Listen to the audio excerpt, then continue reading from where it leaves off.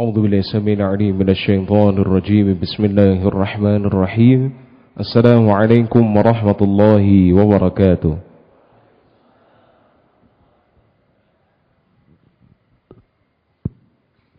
الحمد لله الذي كان بعباده خبيرا بصيرا وتبارك الذي جعل في السماء بروجا وجعل فيها سراجا وقمرا منيرا. أشهد أن لا إله إلا الله وحده لا شريك له وأشهد أن محمدا عبده ورسوله. اللهم صل وسلم وزد وبارك وأنعم على سيدنا ونبينا محمد وعلى آله وأصحابه ومن تبعهم بإحسان إلى يوم الدين. وارض اللهم عن سادات ديننا أبي بكر وعمر وعثمان وعلي وعن الصحابة أجمعين وعن التابعين وتابعيهم بإحسان إلى يوم الدين. وارض اللهم عنا معهم برحمتك وجودك وكرامك يا أرحم الراحمين. يقول ربنا تبارك وتعالى في كتابه الكريم بعد أن أعوذ بالله من الشيطان الرجيم والسابقون الأولون من المهاجرين والأنصار والذين اتبعوهم بإحسان رضي الله عنهم ورضوا عن الآية. وقال النبي صلى الله عليه وسلم اتق الله حيثما كنت وأتبع السيئة الحسنة تمحها وخالق الناس بخلق حسن أو كما قال صلى الله عليه وسلم. Amma ba'du, bapak-bapak, ibu-ibu, saudara-saudari, jamaah kajian Selasa malam yang mudah-mudahan senantiasa dirahmati dan dimuliakan oleh Allah Subhanahu wa taala. Puji syukur kehadirat Allah Subhanahu wa taala yang mana pada malam hari ini Allah Subhanahu wa taala kumpulkan kita dalam kondisi sehat wal afiat. Sedaya ingkang rawuh, sedaya yang datang semuanya insyaallah dalam kondisi sehat wal afiat. Leres bapak-bapak, ibu-ibu, wonten yang sakit mungkin. Ustaz, enggak sakit enggak sakit badannya, sakit hatinya mungkin. Insyaallah semuanya sehat nggih, Pak? Alhamdulillah. Ibu-ibu sehat sedaya insyaallah. Alhamdulillah. Mudah-mudahan kumpul-kumpul kita pada malam hari ini menjadi satu sebab, menjadi satu saksi kelak nanti Allah Subhanahu wa taala kumpulkan kita di surganya kelak, amin ya rabbal alamin. Tidak lupa salawat serta salam mudah-mudahan senantiasa terlimpah dan tercurah kepada beliau baginda Rasulullah Muhammad sallallahu alaihi wasallam, kepada seluruh keluarga beliau, kepada seluruh sahabat-sahabat beliau, dan kepada seluruh umat beliau yang senantiasa istiqomah mengikuti jalan hidup beliau hingga akhir zaman nanti, amin ya rabbal alamin. Jamaah sekalian yang muliakan oleh Allah Subhanahu wa taala, sebelum kita mulai kajian pada malam hari ini, perkenankanlah dalam untuk mohon izin menggantikan beliau guru kita Al-Ustaz Fadlan Fahamsyah LC MHI hafizahullahu taala, yang kebetulan beliau ada uzur sehingga tidak bisa hadir ke sini, sehingga boten saged rawuh ke sini, maka kami memohon izin untuk menggantikan beliau memberikan kajian pada malam hari ini. Jamaah sekalian dan muliakan oleh Allah Subhanahu wa taala, insyaallah sebagaimana pembahasan Ustaz Fadlan Fahamsyah yang biasanya di hari Selasa malam Rebu beliau membahas apa, Pak? Sirah. Bener nggih? Atau mungkin ada yang membahas yang lain? Bener nggih? Sirah berarti nggih. Sirah sudah sampai mana, Pak, beliau? Terakhir babnya bab apa? Sirah sahabat siapa? Ini pendatang baru yang hadir, pemain baru atau pemain lama? Insyaallah. Ibu-ibu, terakhir pelajarannya Ustaz Fadlan sampai mana, Bu? Pemain baru juga ibu-ibu ini, jangan-jangan. Baik. Insyaallah nanti apa yang menjadi pelajaran daripada Ustaz Fadlan akan dilanjutkan oleh beliau sendiri. Akan tetapi insyaallah pada malam hari ini kita akan mempelajari sirah salah seorang sahabat Nabi sallallahu alaihi wasallam. Sebelumnya jamaah sekalian yang dimuliakan oleh Allah Subhanahu wa taala, kalau kita bertanya apa yang dimaksud dengan sahabat, kira-kira kita menjelaskannya apa, Pak? Kalau jangan saya tanya, kita kan sudah sering dengar, oh sahabat Nabi, sahabat Nabi, sahabat Nabi. Kalau saya tanya artinya sahabat itu apa, Pak? Sahabi, sahabat Nabi Shallallahu Alaihi Wasallam itu artinya apa? Angkat tangan satu orang. Mau Pak Zainul.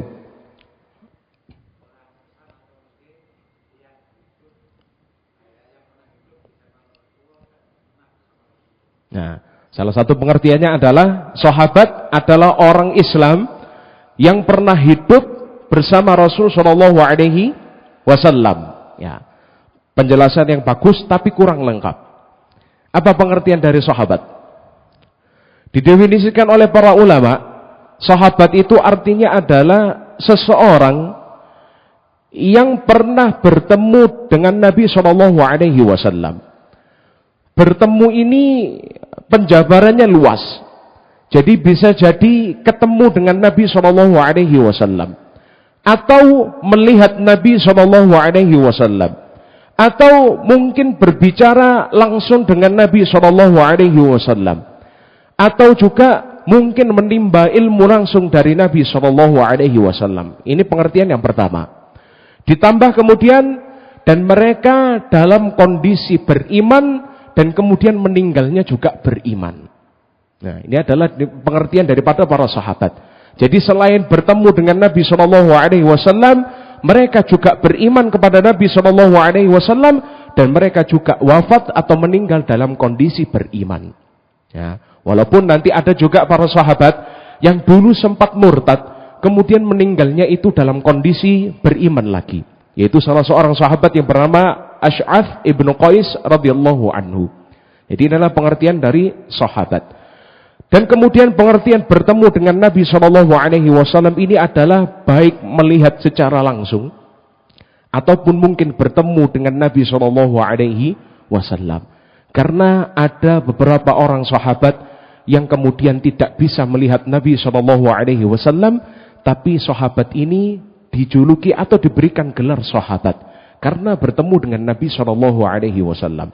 Salah satunya adalah sahabat yang insya Allah akan kita baca sirahnya, yang akan kita ambil pelajaran dari beliau, yaitu salah seorang sahabat yang bernama Abdullah ibnu Ummi Maktum radhiyallahu anhu.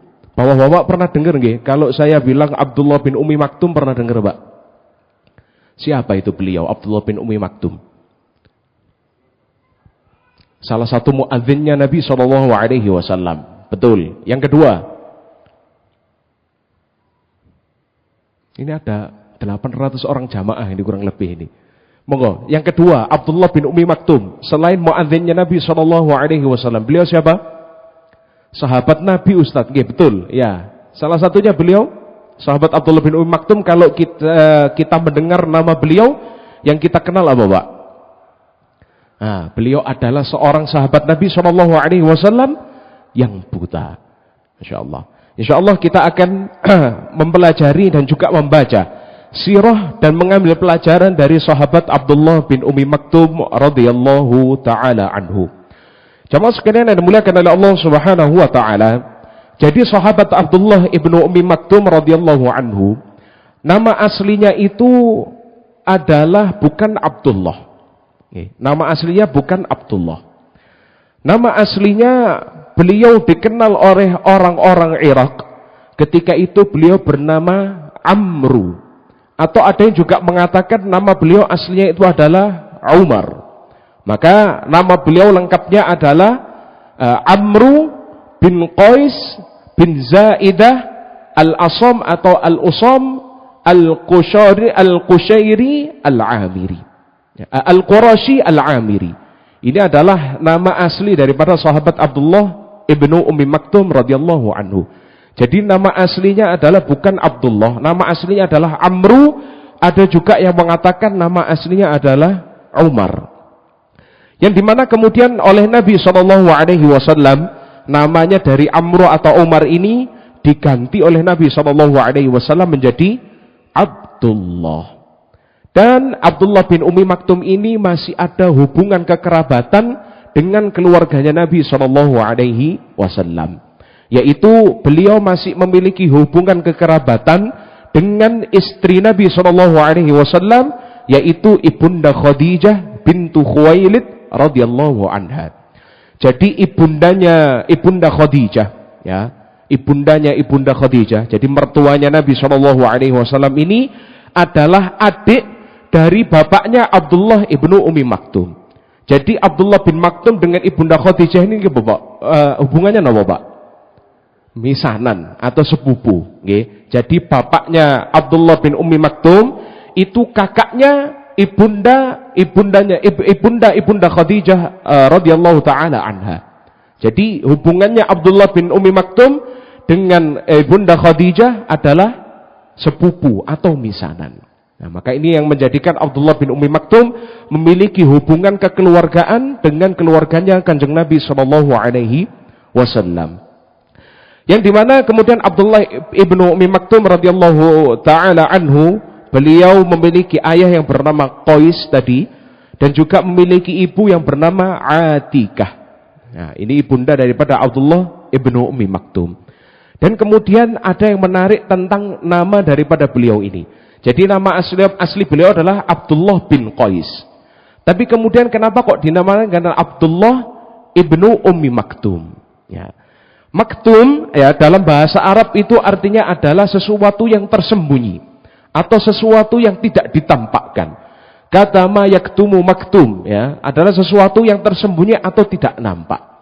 Kenapa kok kemudian dinamakan Ibnu Ummi Maktum? Artinya anaknya dari seorang ibu yang putranya itu tersembunyi. Maka disebutkan oleh para ulama, karena beliau ini semenjak kecil itu beliau buta, penglihatannya diambil oleh Allah Subhanahu wa taala, maka ibunya yang bernama Atikah itu digelari dengan Ummu Maktum. Artinya ibunya seorang yang buta. Maka akhirnya kemudian sahabat ini terkenal dengan sebutan siapa, Pak? Abdullah ibnu Ummi Maktum. Padahal nama aslinya adalah Abdullah bin Qais. Nah, ini adalah sejarah nama daripada Abdullah ibnu Ummi Maktum radhiyallahu taala anhu. Jamaah sekalian yang dimuliakan oleh Allah Subhanahu wa taala, dan Abdullah ibnu Ummi Maktum ini adalah salah seorang sahabat yang digolongkan yaitu sebagai as-sabiqunal awwalun. Apa itu, Pak, as-sabiqunal awwalun? Orang-orang yang pertama kali menerima Islam, menerima atau berislam atau beriman kepada Nabi SAW. Ya, di antaranya ada sahabat Abu Bakar radhiyallahu taala anhu. Ada kemudian Ibunda Khadijah bintu Khuwailid. Ada kemudian sahabat Ali ibnu Abi Thalib. Ada kemudian ada sahabat Zaid ibnu Harithah dan lain sebagainya. Dan para ulama berbeda pendapat di dalam mendefinisikan as-sabiqunal awwalun. Jumlahnya ini ada berapa? Ada yang mengatakan 20 orang. Ada yang mengatakan as-sabiqunal awwalun itu 30 orang. Ada yang mengatakan lebih. Yang jelas Abdullah bin Ummi Maktum ini merupakan orang-orang termasuk golongan orang-orang yang pertama kali memeluk agama Islam, beriman kepada Kanjeng Nabi SAW. Dan beliau juga adalah orang-orang yang termasuk pertama kali hijrah dari Mekah menuju Madinah. Jemaah sekalian yang dimuliakan oleh Allah Subhanahu wa taala, insyaallah paling tidak ada beberapa poin yang kemudian menjadikan sahabat Abdullah ibnu Ummi Maktum ini menjadi salah seorang sahabat yang mulia dan dimuliakan langsung oleh Nabi SAW. Salah satu penyebabnya jemaah sekalian yang dimuliakan oleh Allah Subhanahu wa taala, Allah Subhanahu wa taala menurunkan 2 ayat Al-Qur'an atau 2 surat Al-Qur'an di ayat-ayat yang berbeda langsung kepada Abdullah ibnu Ummi Maktum radhiyallahu taala anhu. Artinya turun kepada Nabi SAW, tapi karena sebab Abdullah bin Ummi Maktum radhiyallahu taala anhu. Kita akan menyebutkan 2 kisah tersebut atau 2 ayat tersebut yang turun kepada Nabi SAW karena sebab sahabat Abdullah ibnu Ummi Maktum radhiyallahu taala anhu. Yang pertama jamaah sekalian yang dimuliakan oleh Allah Subhanahu wa taala, satu riwayat ketika itu Nabi SAW sedang bersama para pemuka dan pembesar kaum kafir Quraisy. Ketika itu ada Utbah ibnu Rabi'ah, ada Syaibah ibnu Rabi'ah, ada Al-Walid bin Mughirah, ada Amr bin Hisham atau yang kita kenal dengan Abu Jahal, dan pembesar-pembesar kaum kafir Quraisy yang lainnya. Ketika itu Nabi SAW, ya, beliau sedang melakukan dialog dengan para pembesar kaum kafir Quraisy ini, dengan harapan Nabi SAW kalau para pembesarnya ini masuk Islam, insya Allah nanti para pengikutnya atau anggota sukunya juga masuk Islam.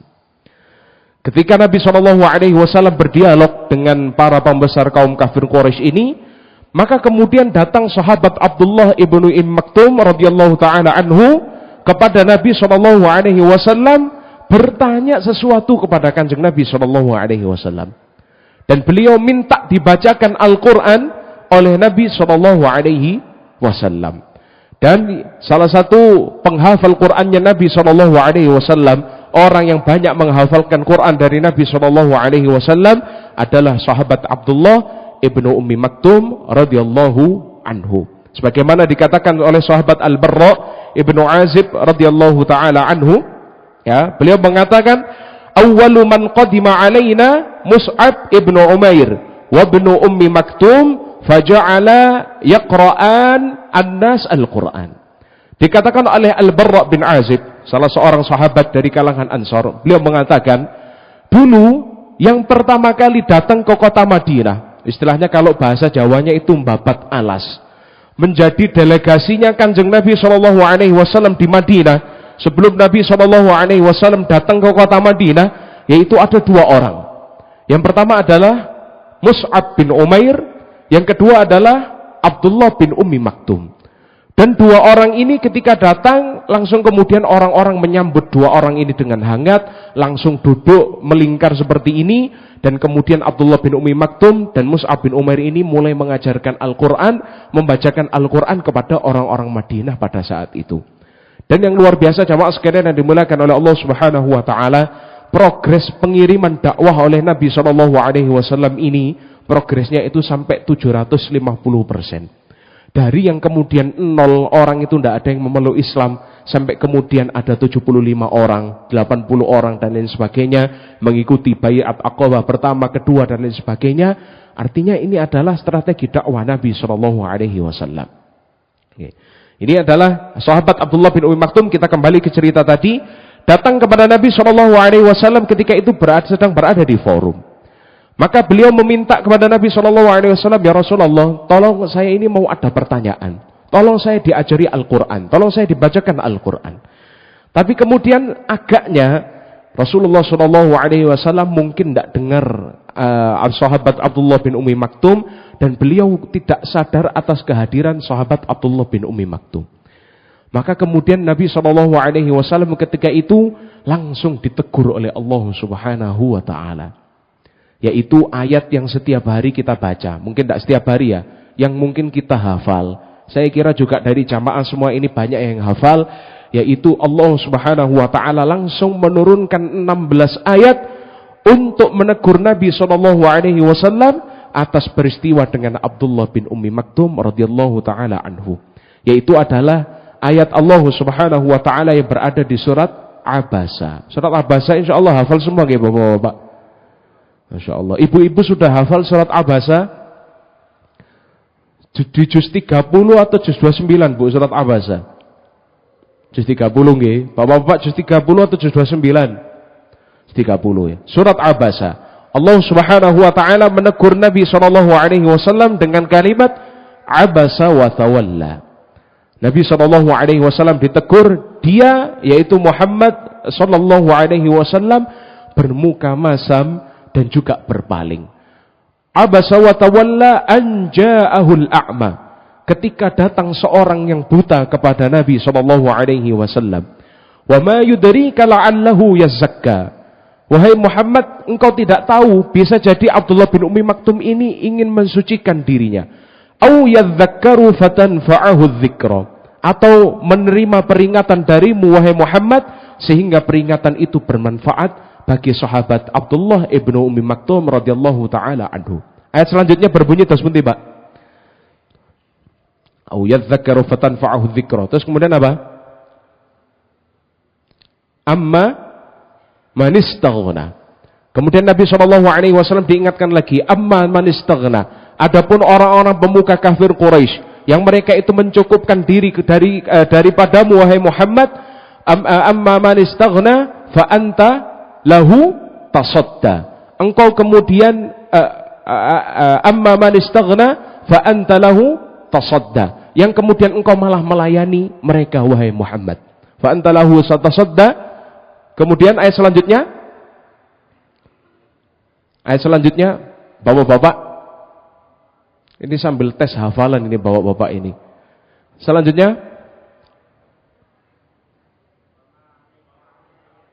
wa ma 'alaika alla yazzakka. Kemudian selanjutnya wa amma man ja'aka yas'a. Adapun Abdullah bin Ummi Maktum ini wahai Muhammad datang kepadamu dengan bersegera. Wa amma man ja'aka yas'a wa huwa yakhsha, dan dia takut kepada Allah Subhanahu wa taala, fa anta anhu talaha. Kemudian engkau berpaling darinya wahai Muhammad. Kemudian diingatkan oleh Allah Subhanahu wa taala, kalla innaha tadhkirah. Wahai Muhammad, urusannya bukan seperti itu. Sekali-kali jangan kamu ulangi lagi seperti itu. Innaha tadhkirah, sesungguhnya Al-Qur'an itu adalah memberi peringatan bagi orang-orang yang mau diberi peringatan. Akhirnya kemudian jamaah sekalian yang dimuliakan oleh Allah Subhanahu wa taala, pemuka kaum kafir Quraisy ini yang telah dinas oleh Allah Subhanahu wa taala dengan kalimat amma man istaghna, yang mereka kemudian berpaling dari dakwah Nabi sallallahu alaihi wasallam, ternyata kemudian mereka itu sampai meninggal, tidak ada yang masuk Islam, tidak ada yang beriman kepada Nabi sallallahu alaihi wasallam. Akhirnya setelah turun ayat ini, Nabi sallallahu alaihi wasallam ditegur dengan halus oleh Allah Subhanahu wa taala. Mulai saat itu dikatakan bahwasanya Nabi sallallahu alaihi wasallam senantiasa memuliakan sahabat Abdullah ibnu Ummi Maktum radhiyallahu taala anhu.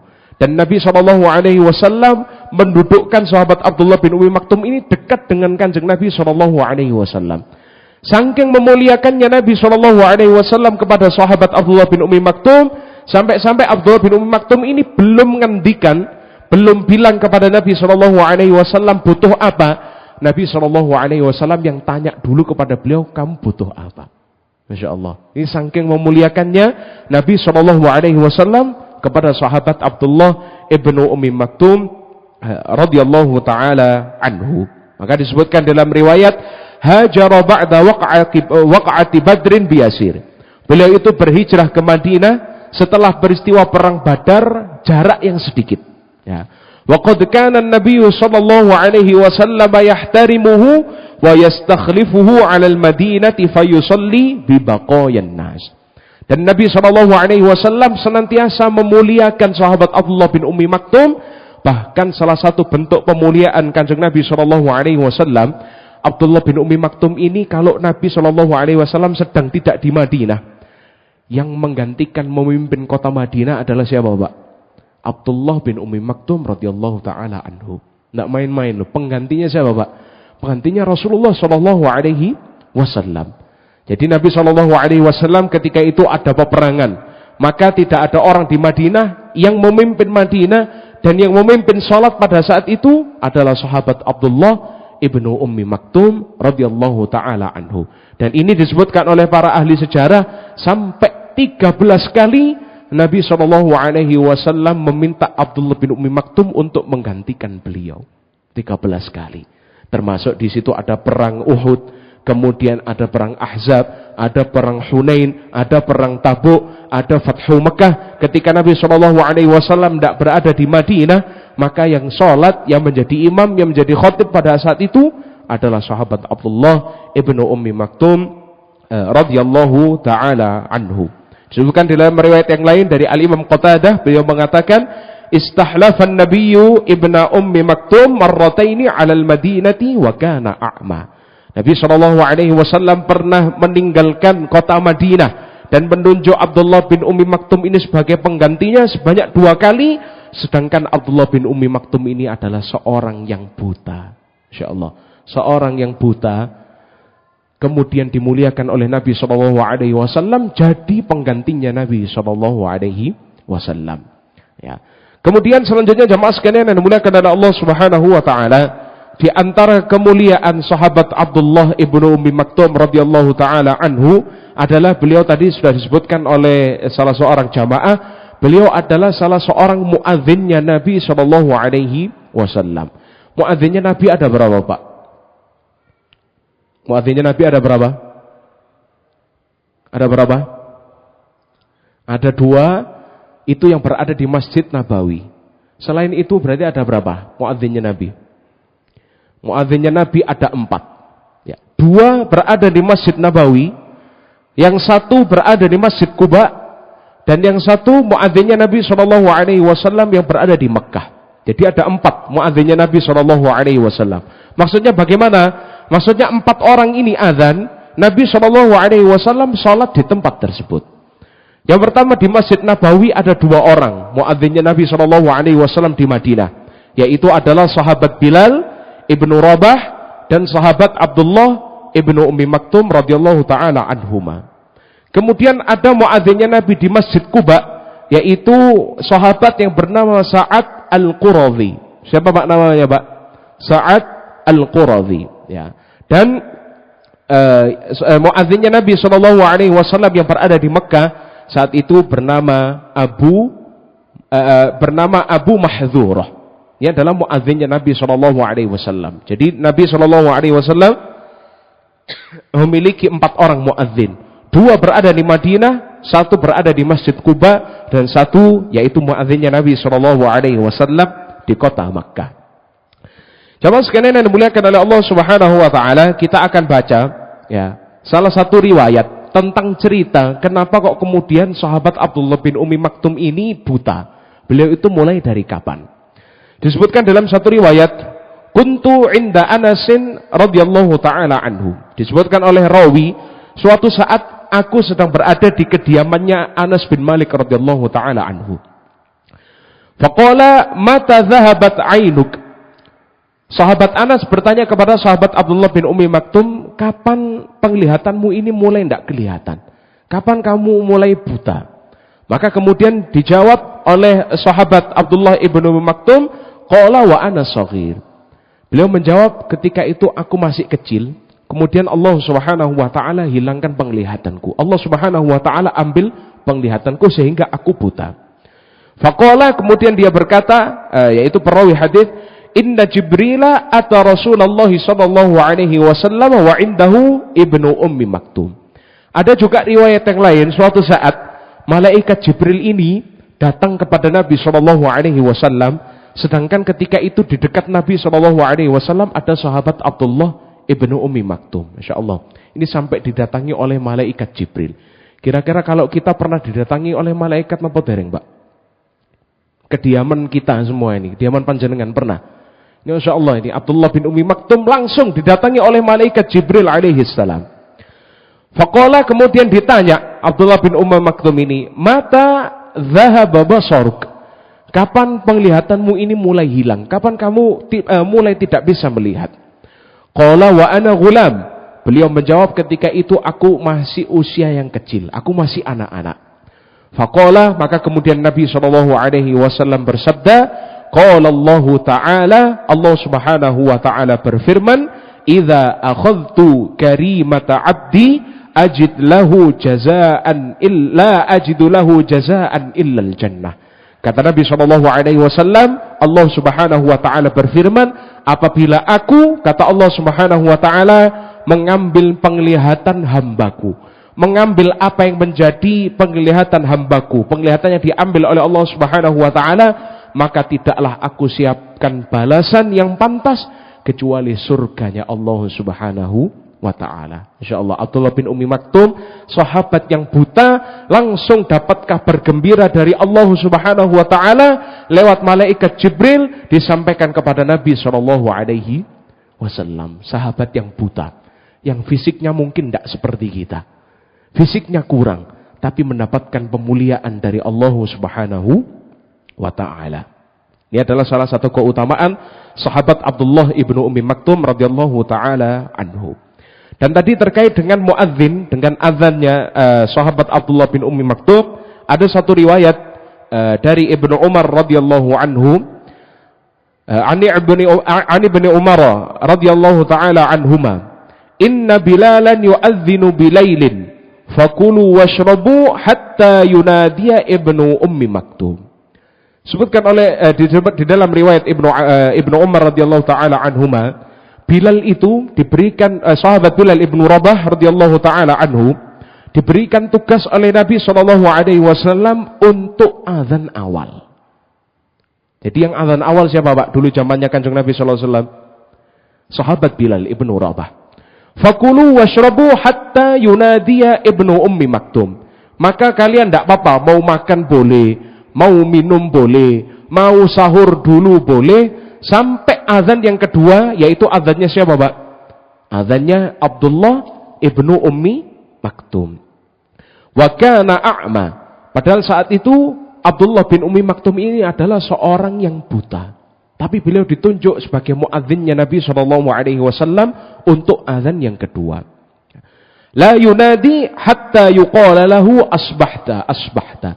Maka Abdullah bin Ummi Maktum ini, beliau itu gimana bisa tahu waktunya azan, sedangkan beliau buta. Ya, jadi nggak bisa ngelihat matahari, terus gimana azannya? Maka dikatakan di dalam riwayat ini, beliau itu ndak azan sampai kemudian ada seseorang yang menyeru kepada beliau, sudah masuk waktunya pagi, wis subuh, wis wayahe salat subuh, ndang azano. Baru kemudian ketika itu sahabat Abdullah bin Ummi Maktum menegakkan azan, mengumandangkan azan yang kedua, yang artinya ketika itu seluruh sahabat pada saat itu sudah tidak boleh makan dan minum, artinya waktu sahur sudah habis, tanda waktu subuh sudah masuk.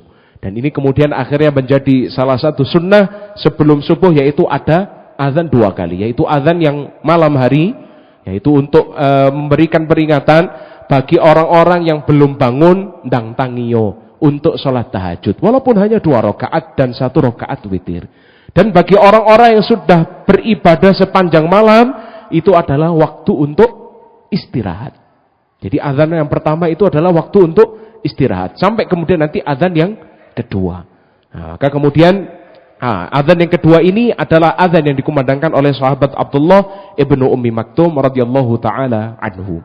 Maka kemudian jamaah sekalian dan dimuliakan oleh Allah Subhanahu wa taala, dari hadis ini para ulama kemudian mengeluarkan satu hukum, yaitu adalah hukum di dalam kaidah fikih bahwasanya orang buta itu juga boleh azan. Ya, orang buta juga boleh azan. Dengan satu syarat. Syaratnya apa? Syaratnya ada orang yang memberitahukan waktu sholat bagi orang yang buta, muadzin yang buta tersebut. Seperti yang dilakukan oleh sahabat Abdullah ibnu Ummi Maktum radhiyallahu taala anhu. Dan tentunya sahabat Abdullah bin Ummi Maktum ini karena azannya yang kedua mendapatkan pahala yang banyak dari Allah Subhanahu wa taala. Apa pahalanya, Pak? Akhirnya orang-orang tahu. Patokannya tadi akhir sahur azannya siapa, Pak? Azannya Abdullah bin Ummi Maktum.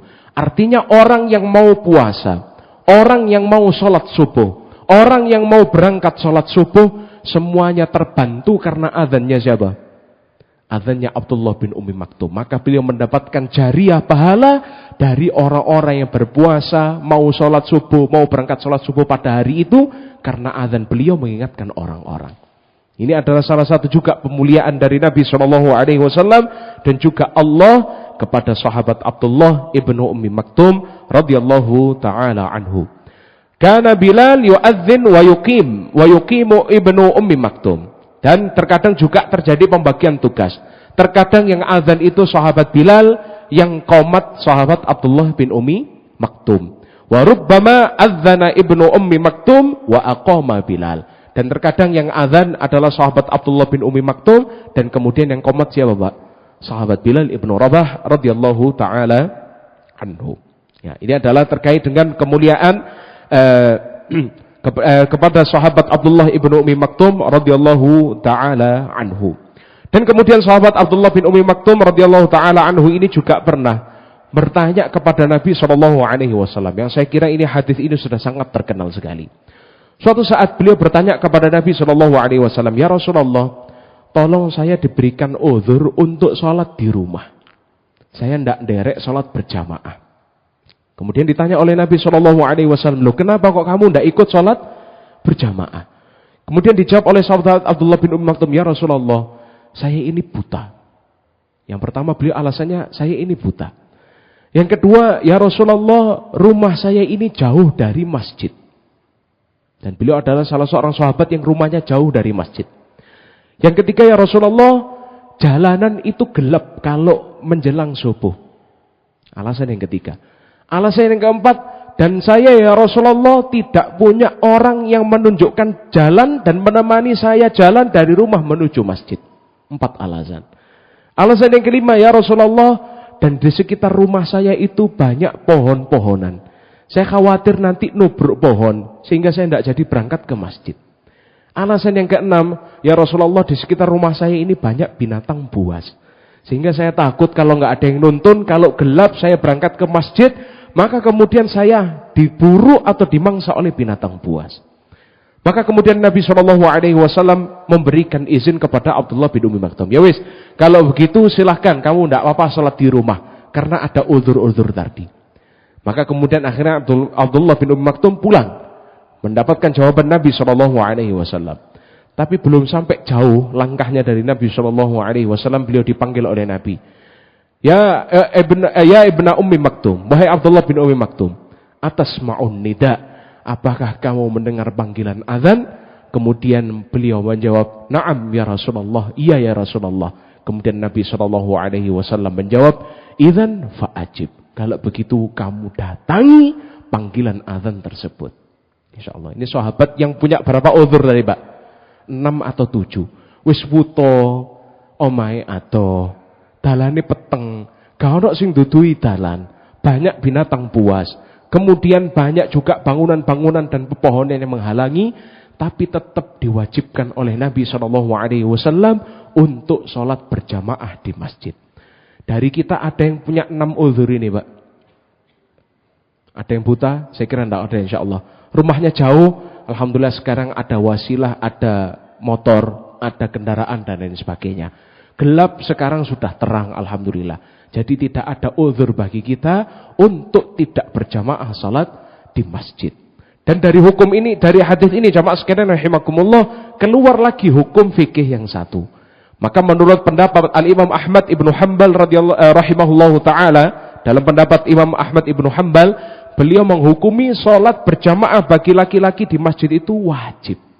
Karena hadis Nabi SAW ini, selama orang itu bisa mendengar azan dan dia tidak ada uzur sakit atau dan lain sebagainya, maka dia wajib untuk mendatangi sholat berjamaah. InsyaAllah. Ini mudah-mudahan jadi penyemangat bagi kita semua untuk mengerjakan sholat berjamaah di masjid. Karena sahabat Abdullah bin Maktum ada 6 uzur, tapi tetap disuruh oleh Nabi SAW untuk mengerjakan sholat berjamaah di masjid. Jemaah sekalian yang dimuliakan oleh Allah Subhanahu wa taala, tadi ayat yang pertama yang turun kepada sahabat Abdullah bin Maktum sudah kita bahas. Ada ayat yang kedua yang turun kepada sahabat Abdullah ibnu Maktum radhiyallahu taala anhu. Kalau enggak salah ayat ini berada di surat An-Nisa ayat yang ke-95. Mungkin yang membawa mushaf atau yang di HP-nya ada aplikasi Al-Qur'an mungkin bisa dilihat. Allah Subhanahu wa taala berfirman ketika itu memuji orang-orang yang berangkat jihad pada saat itu. Jadi ceritanya ayat ini turun setelah peristiwa perang Badar. Jadi ketika itu Nabi SAW berangkat bersama para sahabat menuju perang Badar. Perang Badar jumlah sahabat ada berapa, Pak, yang dari perang Badar? 300 lebih, 313, 14, 15 dan lain sebagainya. Ada sahabat-sahabat yang pulang dari perang Badar. Kemudian dipuji oleh Allah Subhanahu wa taala melalui ayat ini. Maka ketika itu diceritakan oleh rawinya saat itu adalah Zaid ibnu Thabit radhiyallahu taala anhu. Salah seorang kutabul wahyi, salah seorang penulis wahyunya Nabi sallallahu alaihi wasallam. Sebutkan ketika itu oleh Zaid bin Thabit, suatu saat saya sedang duduk bersama Nabi sallallahu alaihi wasallam. Tiba-tiba Nabi SAW itu ketika itu duduk sila, beliau duduk bersila, kemudian lututnya beliau itu menimpa lutut atau pahanya Zaid bin Thabit dengan kencang. Sampai Zaid bin Thabit ini kaget, loh, tiba-tiba kok Kanjeng Nabi SAW seperti ini? Apa yang terjadi dengan Nabi SAW? Ternyata Nabi SAW sedang menerima wahyu. InsyaAllah, wahyu ini adalah sesuatu yang berat, jamaah sekalian yang dimuliakan oleh Allah Subhanahu Wa Taala. Saking beratnya, salah seorang sahabat ketika itu pernah ada yang ketika menerima wahyu Nabi SAW disendari oleh Kanjeng Nabi SAW. Dan sahabat yang disendari oleh Kanjeng Nabi SAW ini beliau mengatakan, hampir-hampir tulang pahaku ini mau remuk. Saking beratnya Nabi SAW. Wahyu ini adalah sesuatu yang berat.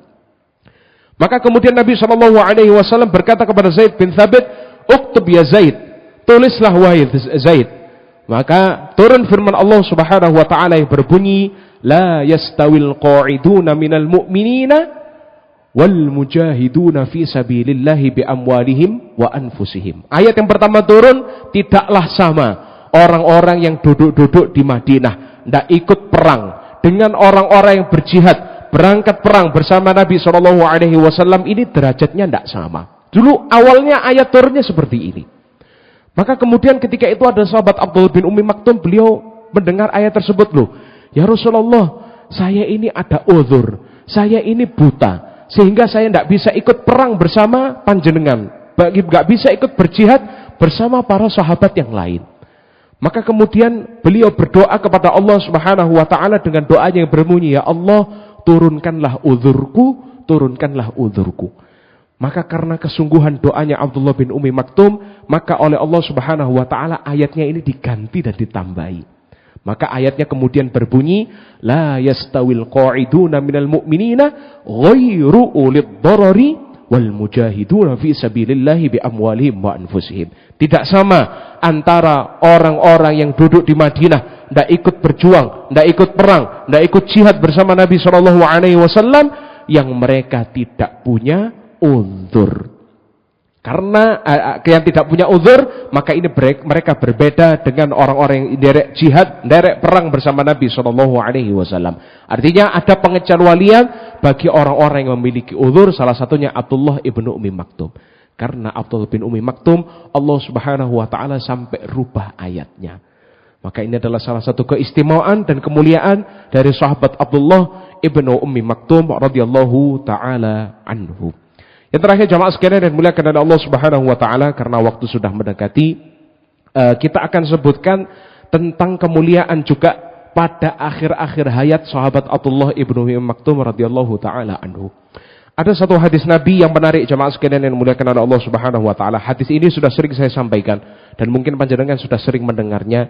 Kata Nabi SAW, "Man yuridillahu bihi khairan ista'malahu." Atau dalam riwayat yang lain, "Idza aradallahu bi 'abdihi khairan ista'malahu." Kata Nabi SAW, kalau Allah itu menghendaki kebaikan bagi seorang hamba, maka Allah akan pakai dan pekerjakan hamba tersebut. Ya. Saya ulangi, kalau Allah menghendaki kebaikan bagi seorang hamba, Allah akan pakai dan pekerjakan hamba tersebut. Kemudian sahabat bingung, ya Rasulullah, maksudnya dipakai oleh Allah Subhanahu wa taala itu apa? Maka kemudian Nabi SAW menjawab, yuwaffiquhu lil amalil khairi ila ayyamut. Orang tersebut akan diberikan taufik, diberikan petunjuk, diberikan kemudahan untuk beramal soleh sampai dia meninggal, sampai nanti dia meninggal di atas amal soleh tersebut. Ini mudah-mudahan hadis ini bisa menjadi motivasi kita. Selama kita ini kemudian sibuk dalam perjuangan dakwah, kemudian kita sibuk di dalam memperjuangkan agama Allah Subhanahu wa taala, apapun itu, dari mulai kita dari segi ekonomi, kita memperjuangkan agamanya Nabi SAW, kita berharap kita nanti diwafatkan oleh Allah dalam kondisi mengerjakan amal soleh tersebut. Dan ini yang juga terjadi pada sahabat Abdullah bin Ummi Maktum. Disebutkan ketika itu kaum muslimin pada kekhalifahan Umar ibn Khattab radhiyallahu anhu. Umar itu khalifah yang keberapa, Pak? Khalifah Ar-Rasyidin yang keberapa? Kedua, menggantikan sahabat Abu Bakar As-Siddiq radhiyallahu taala anhu. Ketika pada pemerintahan Khalifah Umar, ketika itu kaum muslimin melakukan ekspansi dakwah sampai ke arah timur, yaitu ke arah Persia. Yang ketika itu Persia dan Romawi ini merupakan adidaya di dunia. Usianya sudah ribuan tahun kerajaannya. Nggak ada yang berani ngelawan Persia sama Romawi.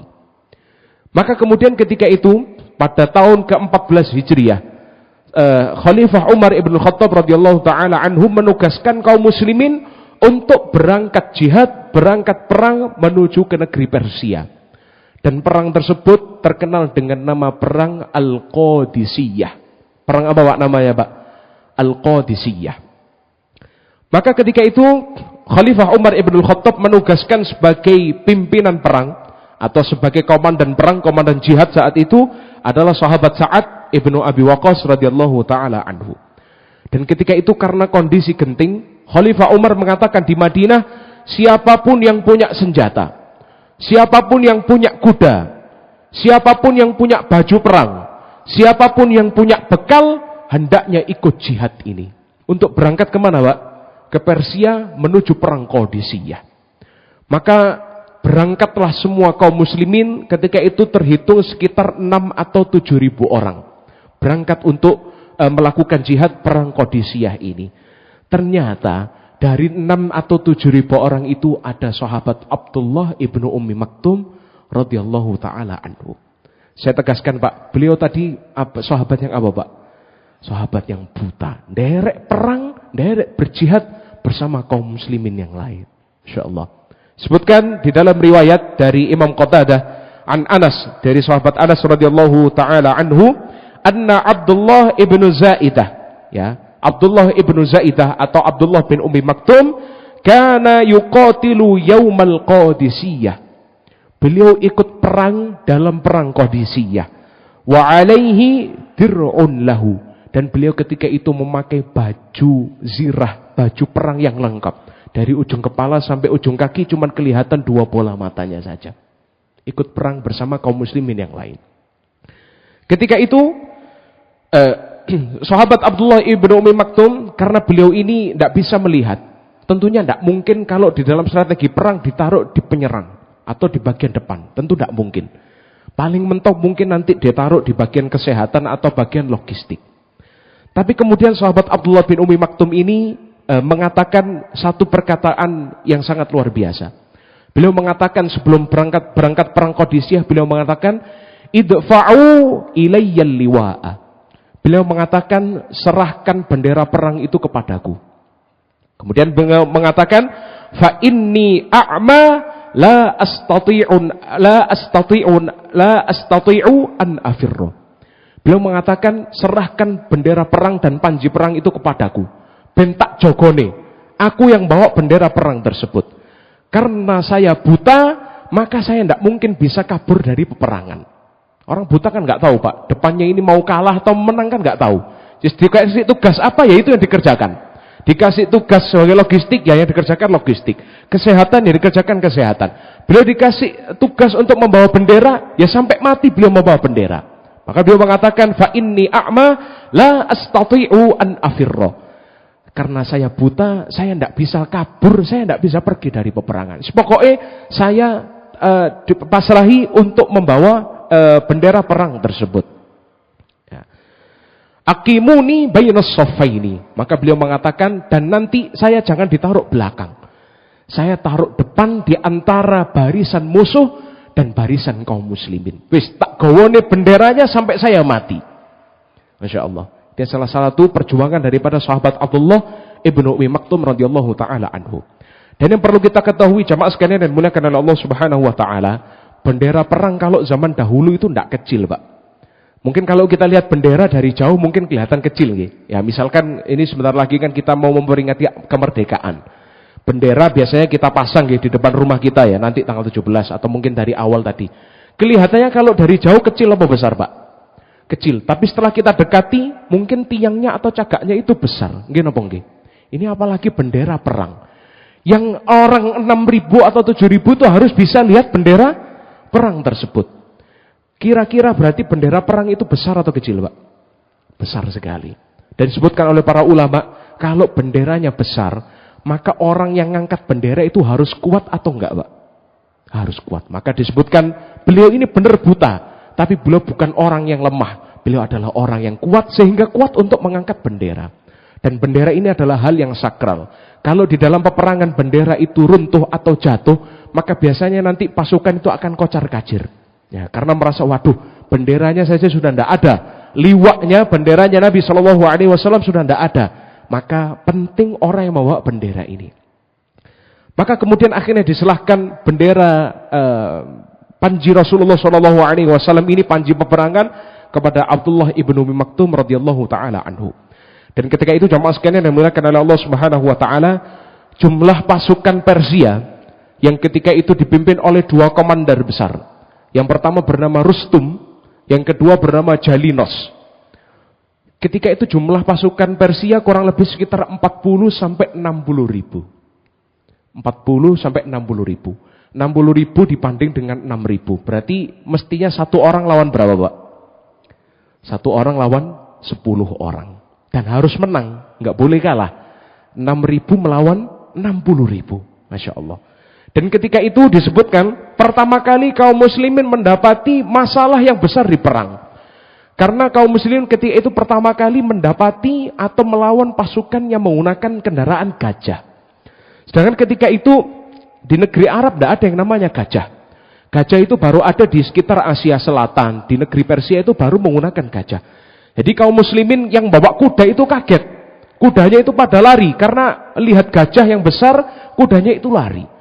Maka sampai berhari-hari kaum muslim ini bingung. Gimana caranya untuk mengalahkan gajah?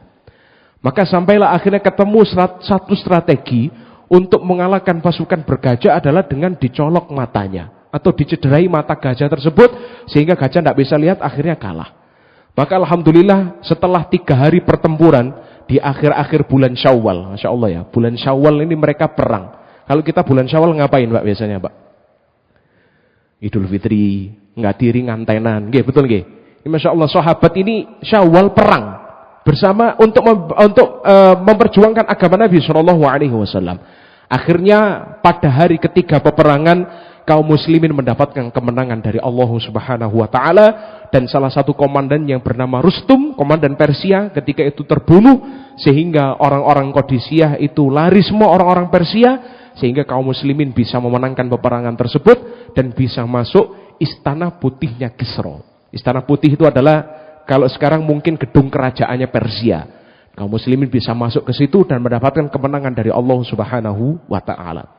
Tapi ada hal satu yang sedih, membuat sedih jamaah sekalian yang dimuliakan oleh Allah Subhanahu wa taala, yaitu banyaknya yang gugur, banyak yang syahid dari kalangan sahabat, termasuk para penghafal Quran. Dan ternyata salah satu yang gugur adalah beliau sahabat Abdullah ibnu Ummi Maktum radhiyallahu taala anhu. Disebutkan oleh Al-Imam Al-Waqidhi, beliau tidak gugur. Jadi beliau itu cedera parah, kemudian ketika perjalanan kembali ke Madinah beliau meninggal. Tapi disebutkan oleh Al-Imam Az-Zahabi di dalam Syiaru A'lamin Nubala, beliau menyebutkan bahwasanya sahabat Abdullah bin Ummi Maktum ini gugur, beliau syahid, beliau gugur di medan perang pada perang Qadisiyah tersebut. Masya Allah, sahabat yang buta, banyak uzurnya, tapi dimuliakan oleh Allah Subhanahu wa taala hidupnya dan juga meninggalnya. Meninggalnya dimuliakan oleh Allah Subhanahu wa taala dengan meninggal yang paling bagus, meninggal yang paling baik, meninggal yang paling mulia, meninggal yang saya kira semua kita di sini iri dengan kematian dan meninggal tersebut, yaitu gugur di jalan Allah Subhanahu wa taala dalam kondisi memeluk bendera perangnya Nabi sallallahu alaihi wasallam. Sahabat Abdullah ibnu Ummi Maktum radhiyallahu taala anhu. Maka jamaah sekalian yang dimuliakan oleh Allah Subhanahu wa taala, paling tidak ada beberapa pelajaran yang kita ambil dari sirah sahabat Abdullah ibnu Ummi Maktum radhiyallahu taala anhu. Yang pertama jamaah sekalian yang dimuliakan oleh Allah Subhanahu wa taala adalah keutamaan para sahabat. Jadi sahabat ini adalah orang, kalau kita ibaratkan orang yang paling berjuang, orang yang paling soro bersama Kanjeng Nabi sallallahu alaihi wasallam. Kita sekarang ini memeluk Islam kira-kira karena jasanya siapa, Pak, yang paling besar? Jasanya para sahabat. Diazab, disiksa, dikucilkan, dihina dan lain sebagainya, tapi kemudian mereka semua bersabar sehingga Islam bisa sampai kepada kita tanpa kita bersusah payah. Karena perjuangan para sahabat. Maka para sahabat ini sangat dimuliakan oleh Nabi SAW. Bahkan Nabi SAW memuliakan sahabat-sahabat yang lebih dahulu memeluk Islam daripada yang memeluk Islam setelahnya. Maka muncul satu hadis Nabi SAW yang berbunyi, la tasubbu ashabi. Jangan kalian caci maki sahabatku. Lau anfaqa ahadukum mithla Uhudin dhahaba ma balagha mudda ahadihim wala nasifahu. Seandainya kalian itu infak sebesar gunung Uhud, kalian infak emas sebesar gunung Uhud, maka itu tidak akan menyamai infaknya para sahabat, walaupun hanya satu mud, satu ukuran tangan daripada infaknya sahabat. Maka ini adalah yang pertama, adalah kemuliaan para sahabat. Yang kedua, jamaah sekalian yang dimuliakan oleh Allah Subhanahu wa taala, pelajaran yang penting adalah orang yang hidup dengan Al-Qur'an, orang yang dekat dengan Al-Qur'an, orang yang akrab dengan Al-Qur'an akan dimuliakan oleh Allah Subhanahu wa taala. Kira-kira di sini 90% menghafal surat Abasa nggih? Insyaallah. Kira-kira pahala yang didapatkan oleh sahabat Abdullah bin Ummi Maktum karena setiap hari dibaca surat Abasa banyak atau banyak, Pak? Banyak, Masya Allah. Dan ini karena beliau mulia, karena beliau dekat dengan Al-Quran. Beliau dekat dengan Kanjeng Nabi SAW. Tadi ceritanya minta diajarkan ayat oleh Nabi SAW. Sehingga Nabi SAW kemudian akhirnya turun surat Abasa yang dibaca dulu. Sekarang sampai nanti hari kiamat surat Abasa ini akan senantiasa dibaca terus. Dan ketika kita membaca surat Abasa, tentu ingat dengan ceritanya Abdullah ibnu Ummi Maktum radhiyallahu taala anhu. Kemudian ketika jamaah sekalian dan dimuliakan oleh Allah Subhanahu wa taala adalah pentingnya untuk semangat menuntut ilmu dan menyebarkan kebaikan. Ojo medit-medit nek duwe kebaikan. Kita misalkan ada satu pengajian, mungkin ditanya oleh kenalan kita, Pak, besok mau nderek pengajian di mana? Jangan kemudian kita sembunyikan, mentang-mentang kita mau berangkat sendiri, aku tak bodal dewe, enggak. Kita tunjukkan ini, nanti ada pengajian di sini, dan di sini. Bisa jadi karena kebaikan tersebut Allah berikan hidayah kepada orang yang kita beri kebaikan tersebut. Insyaallah. Jadi yang ketiga, jangan bosan-bosan menyebarkan kebaikan. Kebaikan itu luas. Sekarang sudah wasilahnya sudah banyak. Mungkin sekarang sudah banyak broadcastan di WhatsApp mengingatkan tentang puasa Asyura, mengingatkan puasa Ayyamul Bid, mengingatkan puasa Senin Kamis. Itu semua sudah bernilai pahala di sisi Allah Subhanahu wa taala. Pelajaran yang keempat, jemaah sekalian yang dimuliakan oleh Allah Subhanahu wa taala, adalah bagaimana kita memiliki kecintaan kepada Allah dan juga Rasul-Nya. Maka kalau kita sudah cinta kepada Allah dan Rasul-Nya, kita siap mengorbankan apapun untuk Allah dan juga Rasul-Nya. Demikian jemaah sekalian yang dimuliakan oleh Allah Subhanahu wa taala, beberapa pelajaran tentang sahabat Abdullah ibnu Ummi Maktum radhiyallahu taala anhu, sahabat Nabi yang buta, muadzinnya Nabi SAW, dan Allah karuniakan beliau mati syahid di peperangan Qadisiyah. Semuanya adalah kemuliaan dari Allah Subhanahu wa taala, dan mudah-mudahan kita bisa meneladani walaupun sedikit apa yang menjadi perjalanan hidup dan sirah beliau radhiyallahu taala anhu. Demikian jemaah sekalian yang dimuliakan oleh Allah Subhanahu wa taala, marilah kita tutup bersama dengan bacaan hamdalah dan kafaratul majlis. Alhamdulillahirabbil alamin. Subhanakallahumma bihamdika asyhadu an la ilaha illa anta astaghfiruka wa atubu ilaik. Kuranglah minyak kami mohon maaf. Assalamualaikum warahmatullahi wabarakatuh.